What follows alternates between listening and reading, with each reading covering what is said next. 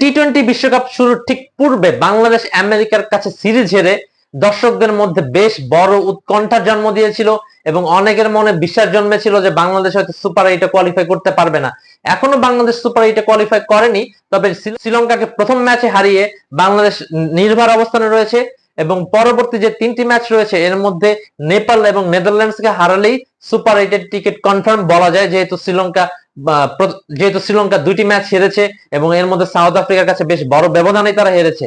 বাংলাদেশ যদি সাউথ আফ্রিকার কাছে হারে এবং নেপালকে হারিয়ে দিতে পারে তাহলে ইজিলি বাংলাদেশ সুপার 8-এ চলে যাবে, আর কোনো দিকে তাকাতে হবে না। কিন্তু কথা হচ্ছে যে বাংলাদেশ যদি নেদারল্যান্ডসের কাছে হেরে যায় তাহলে কি বাংলাদেশের সামনে সুযোগ থাকবে?